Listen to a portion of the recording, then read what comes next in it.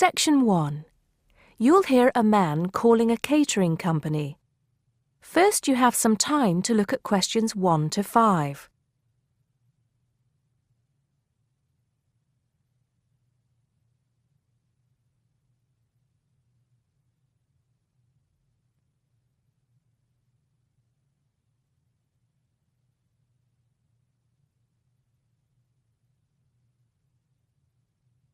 You'll see that there is an example which has been done for you.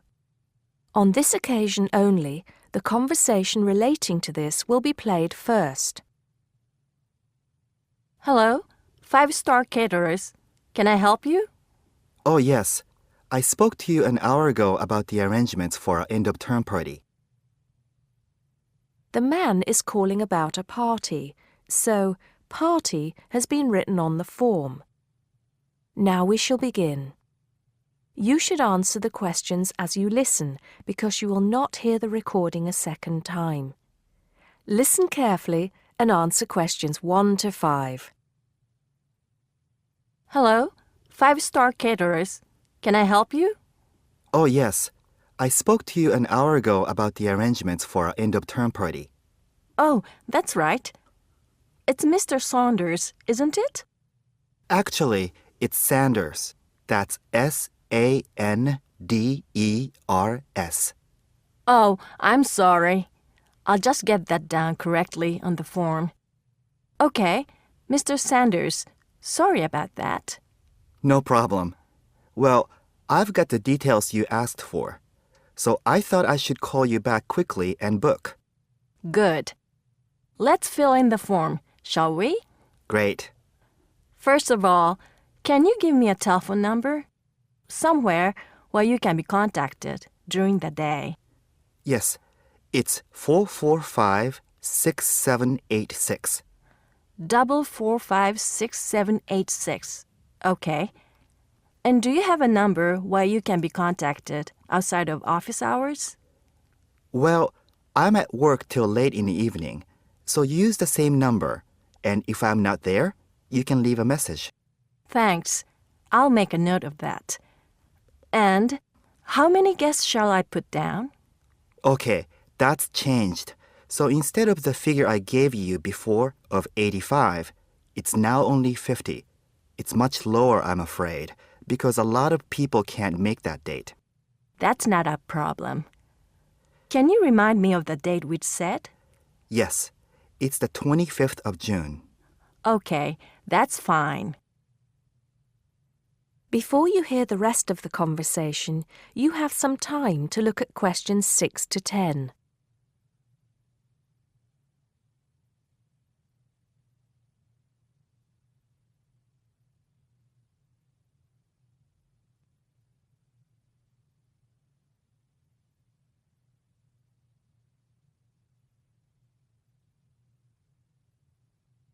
Now listen and answer questions 6 to 10. Now, did you have the chance to look at the tables on the website? Yes, I did. And I think the rectangular tables would be good. The long, thin ones. Yes, you could have 2 of those. The only problem is that they're for 24 people. So, you'd only seat 48 people that way. And if you have 50 guests... Oh, I see what you mean. 2 people would have nowhere to sit. What about the square ones? You'd have the same problem with numbers. Usually, for 50 people, we find the round tables work well. Not the smaller ones. They only seat 6 people. The ones that seat 10, the large ones. So do you think we should have 5 of those? I think that would work well. Okay, that's what we'll do then. Fine. And have you decided on the menu you would like? Yes, I think so. But I wanted to ask you, we talked about having the 3-course meal with waiter service, but in the end, we thought it would be a bit too formal. So that leaves the buffet or the 7-course banquet. How much is a banquet again? £100 a head. That's too much and too formal. The buffet is fine. Okay, so I think I've got everything. we'd need a deposit of 50% of the total. Right. What's the total? Just a minute. Yes, it's £30 a head times 50. So that's £1,500. 50% of that would be $750 now, with the balance due another $750 on the day. Great. I'll call in tomorrow if that's okay. I can pay you the deposit then. We'll look forward to seeing you tomorrow then. Okay. Thanks a lot. Goodbye. Goodbye. That is the end of Section 1. You now have half a minute to check your answers.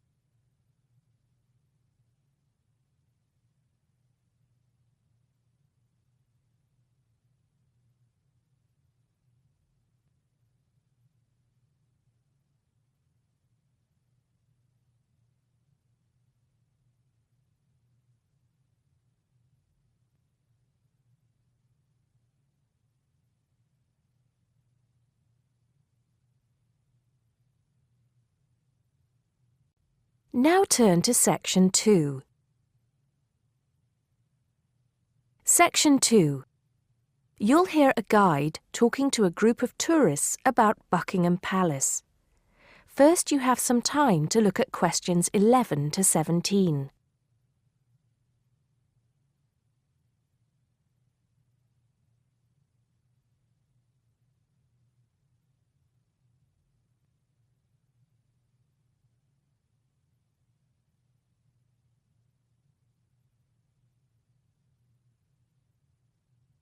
Now listen carefully and answer questions 11 to 17. Now, of course, Buckingham Palace is instantly recognisable to millions of people around the world.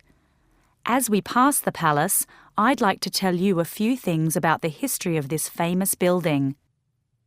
We think the first house was built here around 1624. In 1674, that house burned down and a new one was built, called Arlington House after its owner, the first Earl of Arlington. Then, in 1703, the first Duke of Buckingham changed the design of the house and the name. It was then known as Buckingham House. The building we see in front of us now has undergone many changes since it was first built. The east front, which is the part we see from the road, was added as part of the work done by Queen Victoria and was completed in 1850. But the palace has remained pretty much unchanged for nearly 100 years. The last major changes to the structure were made by King George V, who, in 1913, had the east front redesigned as a backdrop to the large memorial to Queen Victoria, which had just been placed outside the palace gates. Since then, only minor changes have been made. I should point out, though, that the palace was bombed 7 times during the Second World War, most seriously in 1940, when the palace's chapel was destroyed. Today, of course, it is the home of the royal family, but that wasn't always the case, although they did own most of the land it was built on. It was George IV who turned it into a palace, doubling its size when he became king in 1820. He had inherited it from his father, King George III, who, in 1761, had become the first royal owner of the building, though it was still not used as the home of the royal family, just as a private home for Queen Charlotte. It was known as the Queen's House at that time. King William IV finished the work after his brother, George IV, died. But King William never moved into the palace. In fact, in 1834, he offered it as a new home for Parliament after the Houses of Parliament were destroyed by fire. The offer was not accepted, though, and in 1837, when Victoria became Queen, the house became the main royal residence in London. However, Victoria and her husband, Prince Albert, found the house too small, so they carried out building work to further enlarge it. This included building the east front, which I've already mentioned as the part we are looking at now. Victoria was also responsible for moving the Marble Arch, built as a part of the palace itself in the 1820s, to where it stands today, separate from the palace on the corner of Hyde Park. For 20 years or so, the palace was often the setting for huge banquets, dances, and musical performances. This period lasted until Prince Albert died in 1861, after which Victoria spent very little time there, and the palace was hardly ever used. Before you hear the rest of the talk, you have some time to look at questions 18 to 20.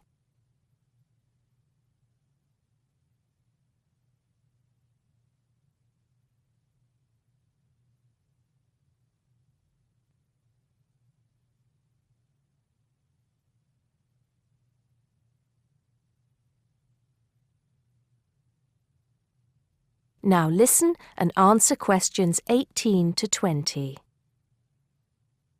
When Victoria died in 1901, Edward VII became king. He was responsible for most of the decoration inside that exists today, and the dark days of the later part of Victoria's reign were fairly quickly forgotten as the palace came back to life.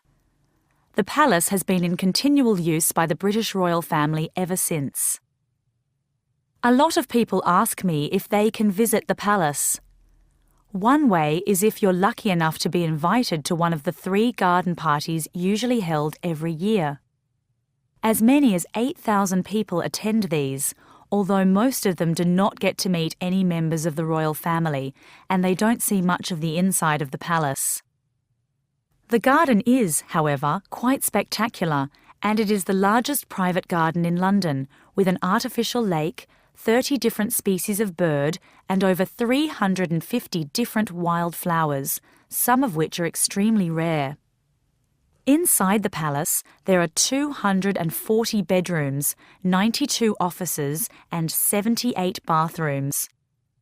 There are also 19 staterooms, which are used for official engagements and ceremonies. Members of the public are only allowed to visit the staterooms, and then only in August or September when the monarch is not there. It's worth it, though, because there's a lot to see in the staterooms, including examples of some of the world's best art with works by Rembrandt, Rubens, and Canaletto. The tour, which lasts up to 2.5 hours, ends in the garden, where you can see more of the outside of the palace not visible from the road. That is the end of section 2. You now have half a minute to check your answers.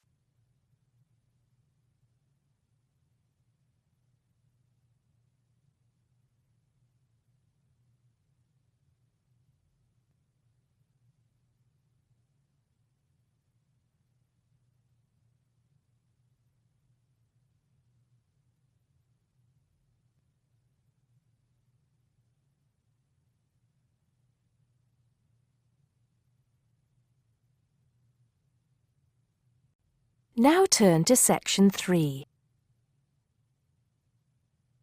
Section 3.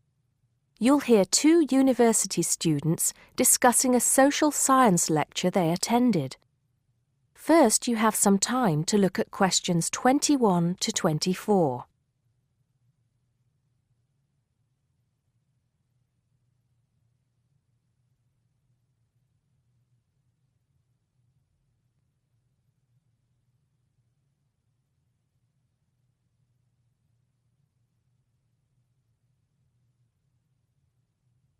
Now listen carefully and answer questions 21 to 24. Did you go to the first social science lecture yesterday? Yeah. Didn't you see me there? No. I was trying so hard to understand the lecturer. What didn't you understand? A lot of it, really. For example, he said we needed to study history as part of the course, but I didn't get why. You probably missed it. He said early on that we need to learn from our past mistakes. Right. But he also said we need to put ourselves in the place of our ancestors. Why is that? I think the point is that it's not enough to know how they lived and what they did. We need to know what they thought. I see. And I've written transferable skills in my notes next, but I have no idea what that means. If you study social science, you learn skills that you can use in a job. Oh, right. Is that all? Okay, but why is that? The point he made was that in studying social science, you use a flexible and adaptable approach to learning. Before you hear the rest of the conversation, you have some time to look at questions 25 to 30.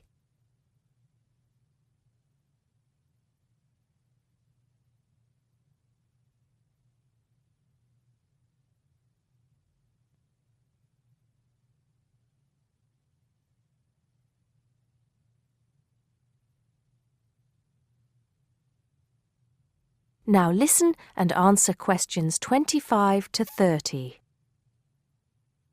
He also kept mentioning all the other subjects we will need to study as part of the course. I didn't write them all down, did you? Some of them. I think I can make sense of my notes. The first one was anthropology, which he said would cover prehistory and archaeology as well. Okay. Then there's economics. I wrote down that this was not meant to mean that we will spend all our time looking at economic theory, but more that we need to see how humans behave. That's good.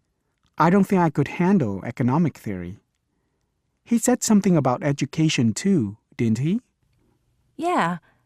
He said we'll be looking at how cultural information is handed down from one generation to the next through teaching children. He said we'd be focusing on geography too, but I can't really remember which aspects. Can you? I noted it down, I think. Here we are, yes, particularly in relation to urban planning. It's law that I got confused about. I didn't understand why he linked that to economics. I think he meant that laws affect the way wealth is distributed. That makes sense. Now, what are the science wars? Okay, I did get that.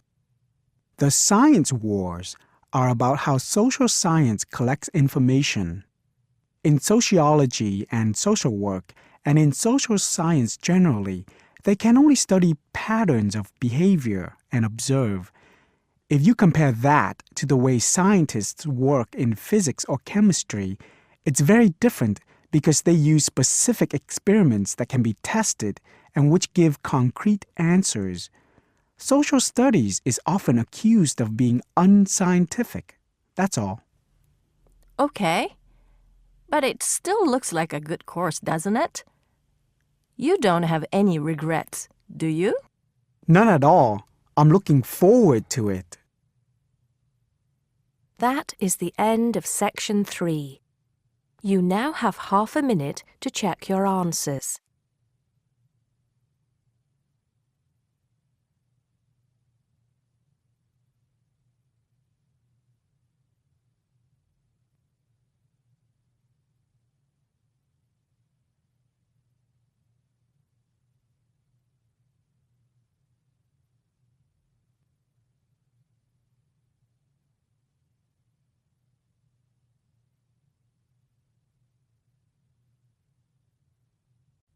Now turn to section 4. Section 4. You'll hear a lecturer talking to students about America in the 1960s. First, you have some time to look at questions 31 to 37.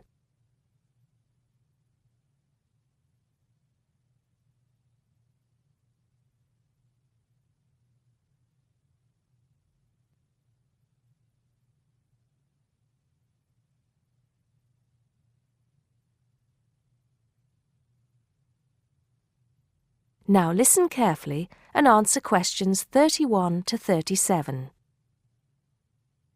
We begin our examination of America in the 1960s with the usual caution. There is no sense in trying to understand any decade without looking at what came before. Those of you who still have outstanding coursework on the 1950s would do well to complete it now, if for no other reason than it will help make sense of the next series of lectures. but we must press on, and I'd like to begin my talk about the 60s with a reference to one of those things that came before, the post-war baby boom. With the end of the Second World War in 1945, there began in the USA an era of perceived prosperity and security.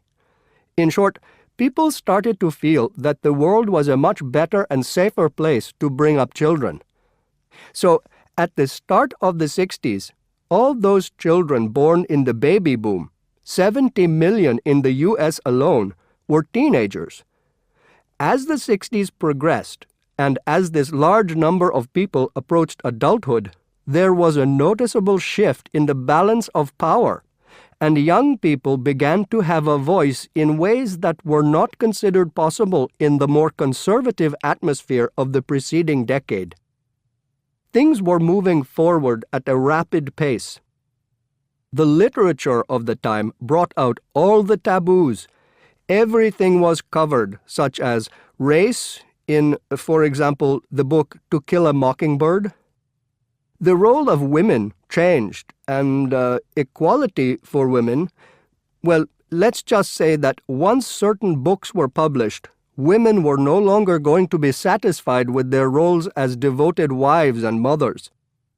Through literature alone, the whole fabric of society was challenged, and by the end of the 60s, things would never again be as they had pretty much been for the preceding 40 years. It was a decade of protest, civil rights protests, feminism, the rights of minorities, the Vietnam War. All these causes led to peaceful and not so peaceful protests on college campuses and elsewhere. People had been given freedom of speech and they were going to use it. The crime rate rose to 9 times what it was in the 50s, as respect for the old order faded away. But it was also a time of great development. In medicine, the 60s saw the first heart transplant. In technology and the space race, where we saw the first American in orbit and lasers being invented at the start of the decade, and the first man on the moon, and the first primitive internet at the end. Before you hear the rest of the talk, you have some time to look at questions 38 to 40.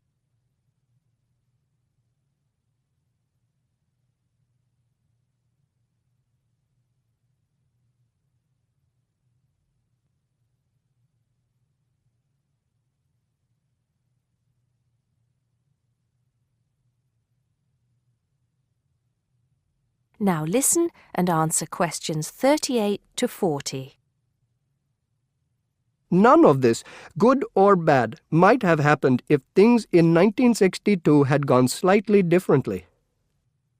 On October 16th, President John F. Kennedy met with his closest advisors at the White House.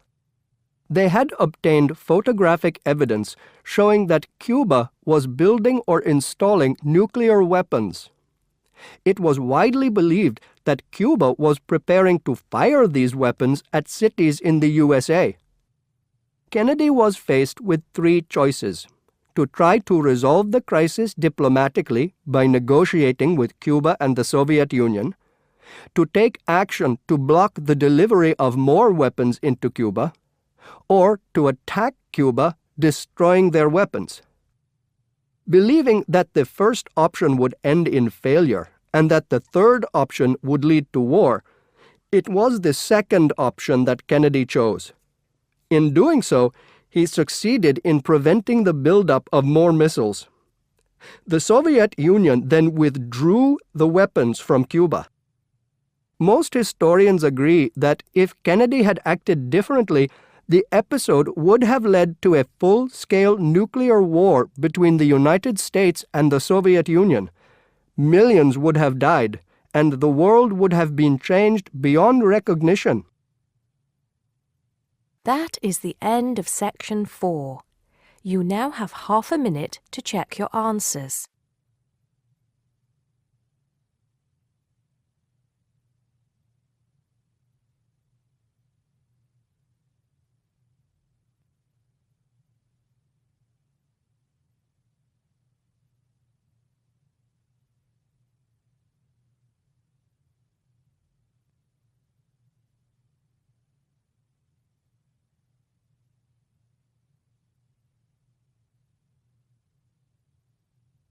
That is the end of the listening test. You now have 10 minutes to transfer your answers to the listening answer sheet.